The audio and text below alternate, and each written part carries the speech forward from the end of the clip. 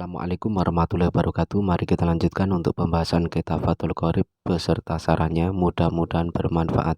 Bismillahirrahmanirrahim. Faslun hada faslun utawi iki kono fasal siji. Fi bayani najasati ing dalem mertelake piro-piro najis. Wa izalatiha lan ngilangi najasat. Fasal menjelaskan tentang beberapa najis dan cara menghilangkannya. Wa dal faslu utawi kiki fasal iku matkurun kang den tutur. Fi ba'ti nusahi ing dalam sebagian tulisan kubaila kitab bisolati ing dalam sadurunge kitab solat. Fasal ini disebutkan di sebagian tulisan matan sebelum kitab solat. Kita lihat pada koluhnya, koluhu matkurun fi ba'ti nusahi kubaila kitab bisolah ay qoblahu bila faslin. Di sebagian tulisan matan, bab najasat ini diletakkan sebelum kitab solat. Maksudnya adalah sebelum tanpa pemisah. Fayakunu ba'da faslil khaiti. Maka adanya bab najasat ini di sebagian tulisan matan terletak setelah fasal haid. Li'ana kubaila tashiru qoblin. Karena lafat kubaila ini merupakan tashir dari lafat qoblun. Kalau qoblun itu kan sebelum. Tapi kalau kubailun ini berarti sebelum tanpa pemisah. Maknahu az-zamanu al-qorib, maka makna dari kubail adalah zaman yang dekat. Kabu'aid tashiru ba'tin, seperti lafat bu'aid tashir dari lafat ba'tun. Wa ala kullin minan nushotaini fadikruhu ba'da tayamum. Memakai nusah manapun, baik yang nusah yang kita baca saat ini ataupun di sebagian nusah matan yang lain, maka penyebutan bab najasat ini setelah bab tayamum. Lil isaroti ila anna tayamuma layakunu badalan an izalatin najasati, sebagai isyarat bahwa tayamum tidak bisa sebagai ganti dari menghilangkan najis. Wa ba'duhum qaddama izalatan najasati ala tayamumi lil isaroti ila anna izalataha sartun fihi. Sedangkan sebagian ulama ini mendahulukan fasal tentang najis atas fasal tayamum sebagai isyarat bahwa menghilangkan najis merupakan syarat dari tayamum itu sendiri. Bahwa min taqdimi syarti alal masrut. Maka ini termasuk bab mendahulukan syarat dari perkara yang disyarati. Kita lanjutkan untuk fathul qoribnya. Wa najasatu tain najis lugatan ing dalam cara lugate iku asyai'u suwiji-wiji al mustaqdaru kang den wilang-wilang jember. Najis secara bahasa adalah sesuatu yang menjijikkan. Wa syar'an utawi najasah ing dalam cara syara'i iku kulu ainin saben-saben kahanan. Harum kang harum apa tana waluga merkoleh kulu ainin alal itlaqi ing ngatasé mutlak halatal ikhtiari ing dalam tingkah pamilih ma'a suhulati tamyizi sertane gampange bedakake. Sedangkan najis menurut syariat adalah setiap benda yang haram diperoleh secara mutlak dalam kondisi stabil besertaan mudah membedakan. Lali hurmatiha ora krono mulyane kulu ainin wala listikdariha lan ora krono ambrih dan wilang-wilang jember kulu ainin wala li dororiha lan ora krono bahayane kulu ainin fi badanin ing dalem badan au aklin utawa akal. Bukan karena dimuliakan dan bukan karena menjijikkan, dan bukan karena membahayakan pada tubuh atau akal. Kita lihat pada koluhnya. Kolu kulu ainin ay kulu fardi min afradil ain. Maksudnya adalah setiap individu dari individu-individu benda. Fa idkhulu kullin fi ta'rif li sumuli jam'il afrad. Maka memasukkan lafadz kullun pada definisi yang ada agar setiap individu benda ini bisa masuk. Wa taraja bil aini anirihi fahuwa tahirun. Mengecualikan dari benda adalah angin, maka hukum angin ini adalah suci. Wa in laqo an najasat, walaupun toh angin tersebut ini bertemu dengan najis. Contohnya karihil khoriji minat dubur, seperti angin yang keluar dari dubur. Falam yadkhul fi ta'rif, maka angin yang keluar dari dubur tersebut ini tidak masuk di dalam takrif yang ada, li'annahu laisa min afrodil ain, karena yang namanya angin yang keluar dari dubur tersebut ini bukanlah individu-individu dari sebuah benda. Qalu haruma tanawaluha ay ta'atiha aklan au surban au ghairahuma. Maksud haram untuk memperolehnya adalah digunakan untuk makan ataupun minum ataupun selain dari keduanya. Wa kharaja bidzalika ma la yahrumu tanawaluhu kal khubzi wa nahwihi fa innahu tahirun. Dikecualikan dari haram untuk memperolehnya adalah perkara yang tidak haram untuk memperolehnya seperti roti dan semisalnya, maka hukumnya adalah suci. Qalu alal itlaqi muta'alliqun bi haruma. Kata alal itlaqi ini huruf jarnya ta'alluqnya kepada lafadz haram, berarti haram secara mutlak seperti itu. Wa maknal itlaqi adamu taqyidi bi qillatin aw kasratin. Makna dari mutlak ini adalah tanpa pembatasan sedikit ataupun banyaknya. Berarti sedikit ataupun banyak haram. Walidzalika qala asyarih wa dakhala fil itlaqi qalilun najasati wa kasiruha. Oleh karenanya Kiai Syarih mengatakan masuk di dalam kemutlakan adalah sedikitnya najis ataupun banyaknya najis. Wa kharaja bidzalika ma yubahu qaliluhu wa yukhramu kasiruhu. Dikecualikan dari hal itu adalah perkara yang sedikitnya ini diperbolehkan dan banyaknya ini hukumnya diharamkan. Contohnya kalbanja wal ufyun wal khasisah wa jauzatitib. Seperti ganja, ufyun, khasisah, kemudian rempah-rempahnya. Dokter fahuwa tohirun, maka hukumnya adalah suci. Qaluhu halatal ikhtiyar mansubun ala dorfiyah ay fi halatil ikhtiyar. Kata halatal ikhtiyar ini nasabnya dengan dorof. Maksudnya adalah di dalam keadaan stabil. Wa in ubika fi halatil itirori kalmaitah. Walaupun toh diperbolehkan untuk menggunakannya dalam keadaan darurat seperti bangkai. Fal itiroru inama abaha tanawaluha. Maka daruratlah yang memperbolehkan untuk memperoleh najis tersebut. Walam yakhruja minan najasah, akan tetapi tidak bisa mengeluarkan statusnya dari najis. Bangkai itu boleh kita peroleh dalam keadaan darurat, tapi diperbolehkannya ini bukan karena bendanya tapi karena daruratnya, sehingga benda tersebut tetap dihukumi najis walaupun toh boleh dikonsumsi. Fadal qayyid lil idkhali lal ikhraj, maka qayyid atau pembatasan halatal ikhtiyar ini adalah untuk memasukkan bukan untuk mengeluarkan. Wa in kana dzakiru kalami syarih khilafuhu, walaupun toh sekilas kalau kita membaca ungkapan Kiai Syarih ini adalah membedai dari hal itu.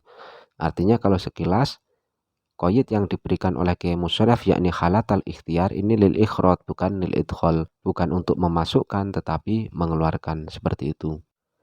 Qaluhu ma'a suhulati tamyizi muta'alliqun bi haruma. Ungkapan Kiai Musonef ma'a suhulati tamyiz, huruf jar ma'anya ini ta'alluqnya pada lafadz haruma, berarti haram besertaan dengan mudahnya dibedakan.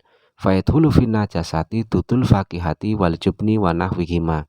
Maka masuk dalam kategori najis adalah ulatnya buah, mentega, dan yang semisal dari keduanya. Wa in ubiha tanawaluhu ma'adalika, walaupun toh diperbolehkan untuk memperoleh ulat tersebut besertaan dengan buah atau menteganya. Li usri tamyizihi bihasbi sa'ni wa in saluka bil fa'li, karena sulitnya membedakan dengan memandang keadaannya, walaupun toh secara realita ini mudah untuk dipisahkan. Jadi ulat yang berada pada buah sebagai contoh, ini ketika mati hukumnya najis. Namun sampean diperbolehkan untuk mengkonsumsi ulat tersebut besertaan dengan buahnya. Karena apa? Karena sulitnya untuk memisahkan mana ulat dan mana buahnya melihat keadaan umumnya. Walaupun toh mungkin secara realita mudah untuk dipisahkan. Umpama buahnya ulatnya besar, maka kan mudah untuk dipisahkan. Walaupun toh seperti itu, ini tidak perlu Anda lakukan, boleh sampean langsung mengkonsumsi beserta buahnya. Khilafan li ba'dil mutaakhirin, berbeda dengan pendapat sebagian ulama mutaakhirin yang mengatakan kalau mudah untuk dipisahkan secara realita, maka ulat tersebut tidak boleh untuk dikonsumsi. Fahadal qayyid aitun lil idkhal, maka qayyid ini juga termasuk qayyid untuk memasukkan. Artinya untuk memasukkan itu adalah bahwa ulat dalam contoh ini masuk kategori najis. Kalau ikhraj berarti mengeluarkan. Sehingga kalau umpama qayyid ma'a suhulati tamyiz ini adalah untuk mengeluarkan, berarti ulat ini hukumnya boleh dikonsumsi dan bukan najis, seperti itu. Tapi qayyid ini bukan qayyid untuk mengeluarkan, tapi untuk memasukkan. Sehingga ulat buah ini hukumnya boleh dikonsumsi, akan tetapi tetap masuk dalam kategori najis. Ya, sama seperti yang tadi di atas halatal ikhtiar ya. Ini juga qayyidnya adalah untuk memasukkan, bukan mengeluarkan. Kalau memasukkan berarti bangkai yang dikonsumsi dalam keadaan darurat, ini hukumnya boleh tapi tetap najis. Karena dia memasukkan bangkai dalam keadaan darurat sebagai kategori najis, bukan mengeluarkan. Kalau mengeluarkan berarti bangkai yang dikonsumsi dalam keadaan darurat, ini hukumnya boleh dan tidak najis. Maka itu akan terjadi kekeliruan. Sehingga dikatakan dalam bajurinya, qayyid pada lafadz suhulati tamyiz adalah untuk memasukkan, yakni memasukkan ulat pada buah. Ini hukumnya tetap najis walaupun toh boleh dikonsumsi. Sama seperti halatul ikhtiar, ini memasukkan bangkai dalam keadaan darurat, ini boleh dikonsumsi akan tetapi tetap dikatakan sebagai najis. Ini perbedaan antara qayyid idkhal dan ikhraj. Qaluhu la li hurmatika ay laisa tahrimu tanawulika lihtiramika wa ta'dimika. Maksudnya, keharuman untuk memperoleh benda tersebut bukan karena kemuliaannya dan keagungannya. Fal muradu minal hurmah al-ihtiram wa ta'dim. Maka maksud dari kata hurmah ini adalah kemuliaan dan keagungan. Lal hurmatu syar'iyah, bukan keharuman secara syariat. Wahadal qayyidu li ikhraji maitatil adami. Maka qayyid ini untuk mengeluarkan bangkai anak Adam, kama sayadzkuruhu syarih, seperti yang akan dijelaskan oleh Kiai Syarih. Fa innaka wa in haruma tanawaluka lakin li hurmatiha. Qala ta'ala laqad karamna bani Adam. Maka namanya bangkai anak Adam ini haram untuk diperoleh, namun karena kehormatannya, bukan karena najisnya. Seperti yang difirmankan oleh Allah, walaqad karamna bani Adam, sungguh kami telah memuliakan bani Adam. Jadi ungkapan Kiai Musonef, la li hurmatiha, bukan karena kemuliaannya, ini merupakan qayyid untuk mengeluarkan. Artinya mengeluarkan dari kategori najis. Contohnya seperti bangkai anak Adam. Bangkai anak Adam ini benar haram untuk dikonsumsi, tapi bukan karena najis, namun karena kemuliaannya. Qaluhu wala listik dariha ay falaisa tahrimu tanawulika listik dariha. Maksudnya haramnya menggunakan benda tersebut ini bukan karena menjijikkannya. Wahdal qayyidu li ikhrajil mani wa nahwihi minal mukhoti wal buzaqi.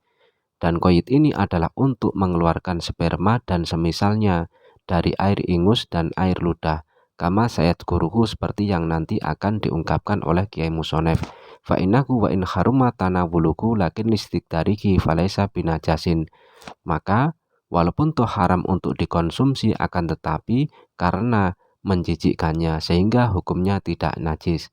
Artinya seperti ini. Ungkapan Kiai Musonef bukan karena menjijikkannya, ini merupakan qayyid untuk mengeluarkan. Artinya mengeluarkan dari status najis. Contohnya sperma.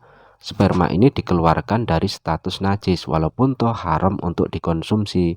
Tapi haramnya ini adalah karena menjijikkannya. Wa mahalu hurmati tanawulihi, dan tempat diharamkannya untuk memperoleh hal tersebut idza kharaja min ma'danihi, ketika dia telah keluar dari sumbernya.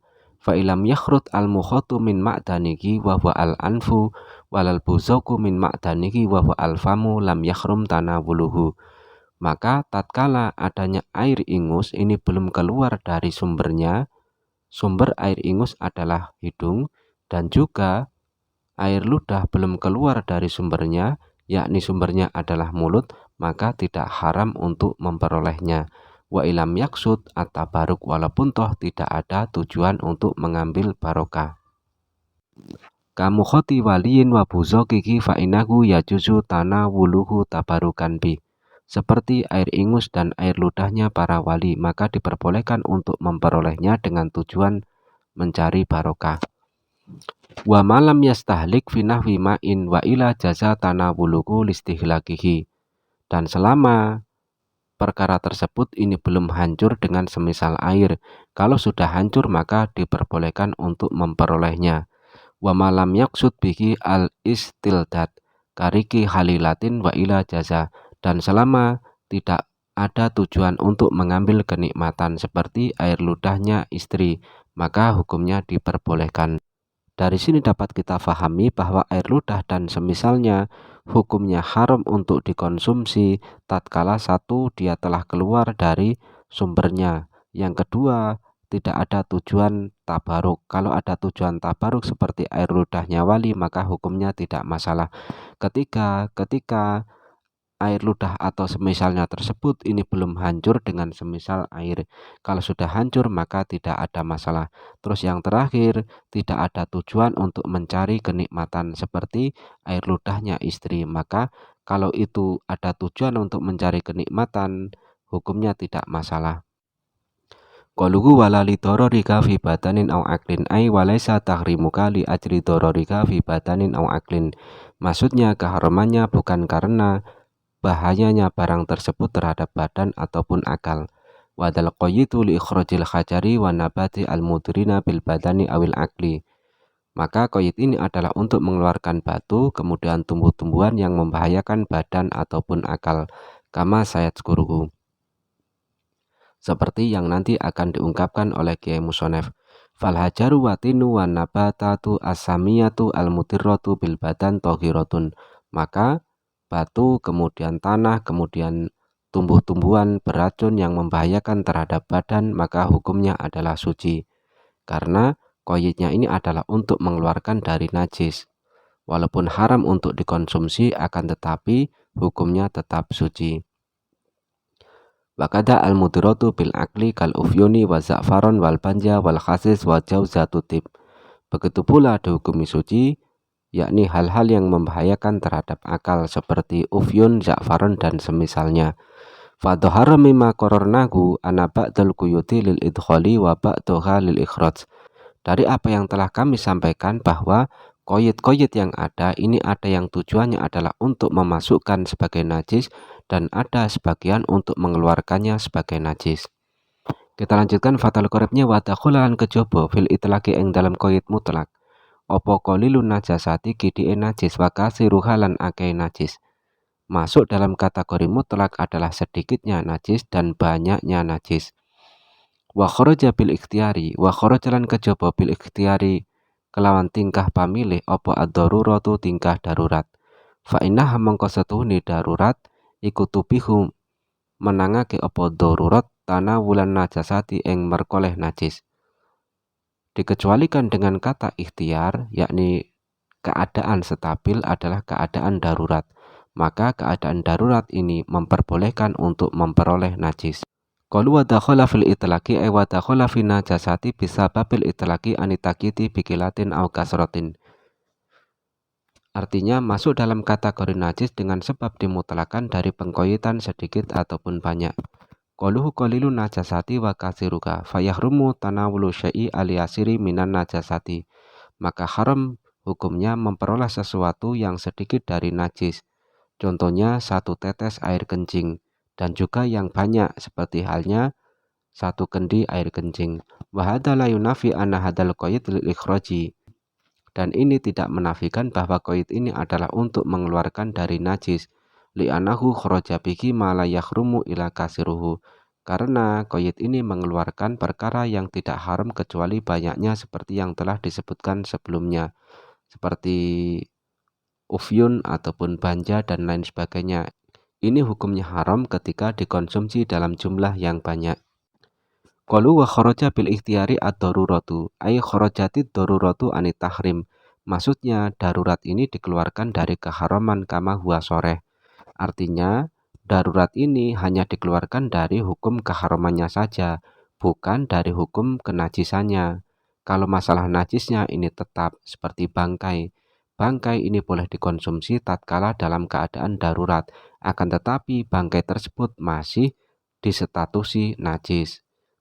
Maka tadi sudah dikatakan di awal, tingkah ikhtiar ataupun tingkah stabil ini merupakan qaid untuk memasukkan, yakni memasukkan bangkai dalam keadaan darurat sebagai kategori najis, walaupun toh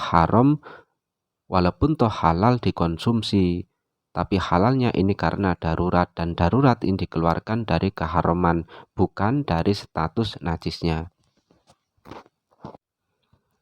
Qalu fa innaha tubihu tanawulan najasat. Tadi sudah dikatakan bahwa dalam keadaan darurat ini diperbolehkan untuk memperoleh najis. Fala yunafi anna hadal qayyida lil idkhal. Maka hal ini tidak menafikan bahwa qaid ini adalah untuk memasukkannya dalam kategori najis. Li'annahu adkhala fin najasatil maitah. Karena qaid ini memasukkan kenajisannya bangkai. Wa in ubiha tanawaluha fi halati darurah. Walaupun toh diperbolehkan untuk mengkonsumsinya dalam keadaan darurat. Artinya masih sama seperti tadi. Bangkai itu walaupun boleh dikonsumsi, akan tetapi hukum kenajisannya ini tetap ada. Sehingga halatal ikhtiar ini adalah qaid untuk idkhol, yakni memasukkan bangkai dalam kategori najis. Walaupun toh boleh dikonsumsi dalam keadaan darurat, seperti itu. Kita lanjutkan fathul qaribnya. Wa bi suhulati tamyizi, lan kejaba kelawan dawuh suhulati tamyiz. Apa aklutu dimangan ular almaiti kang mati fi jubnin ing dalem mentega, afaqihatin utawa buah-buahan, wa nafwi dzalika lan sepadane mengkono-mengkono kabeh. Dan dikecualikan dengan ungkapan Kiai Musonef, mudahnya untuk membedakan adalah memakan bangkai yang mati pada mentega ataupun buah ataupun semisalnya. Ini sudah kita bahas tadi. Wa kharajalan kejaba bikoli kelan daim Kiai Musonef rupane lali hurmatika apa maitatul atami batangi anak Adam. Dikecualikan dengan ungkapan Kiai Musonef bukan karena kemuliaannya adalah bangkai anak Adam. Ini juga sudah kita bahas tadi. Jadi bangkai Adam ini memang haram untuk dikonsumsi, akan tetapi bukan karena najisnya, namun karena kemuliaannya. Wabi adamil istidari lan kelawan ora anani amrih den alap jember opo almaniu mani wanahwuhu lan sepadane mani. Dan dengan ungkapan bukan karena menjijikkannya adalah mani dan semisalnya. Ini juga sudah kita bahas tadi. Mani dan semisalnya memang haram untuk dikonsumsi, tapi bukan karena kenajisannya, yakni karena menjijikkannya.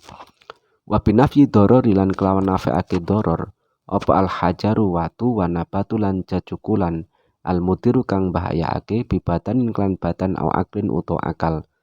Dan dengan menafikan bahaya adalah batu ataupun tumbuh-tumbuhan yang membahayakan terhadap badan ataupun akal.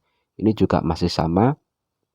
Tadi sudah kita bahas panjang lebar bahwa batu ataupun tetumbuhan yang di situ membahayakan terhadap badan ataupun akal, benar di situ haram untuk dikonsumsi, namun bukan karena dia itu najis, akan tetapi karena membahayakan pada tubuh.